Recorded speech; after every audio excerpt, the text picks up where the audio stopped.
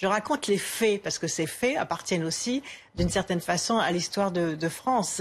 Et puis on m'a demandé de parler. Et au début, ça a été douloureux. Je me dis, est-ce que je dois parler sur ce que j'ai vécu? Parce que c'est quand même douloureux de revivre tout cela. Même moi, j'avais oublié, j'avais rangé dans ma mémoire frigorifiée les attaques, les trahisons, les insultes, etc. Et je me suis dit, comme certaines femmes ont quand même le courage aujourd'hui de parler, c'est ma contribution aussi au mouvement MeToo. Et ce qui a été quand même très positif, c'est aussi que beaucoup d'hommes m'ont demandé de parler. C'est-à-dire des hommes qui en ont aussi assez de ce rapport de brutalité entre femmes et hommes, ce que j'appelle le basculement des pères.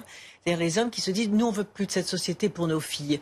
Et les hommes ont découvert avec stupéfaction, grâce à la prise de parole des femmes, ce continent invisible des femmes qui subissent les frottements dans les transports en commun, l'inégalité salariale, le harcèlement sexuel sur le lieu de travail et qui n'osent rien dire, comme moi je n'ai rien osé dire à une période de ma vie où je subissais des épreuves publiques et des épreuves privées, parce que je me suis dit, comme toutes ces femmes qui n'osent pas parler, de victimes, je vais être transformée en coupable. C'est-à-dire avec cette phrase que toutes les femmes victimes ont entendue, mais qu'est-ce que tu as fait pour mériter ça ?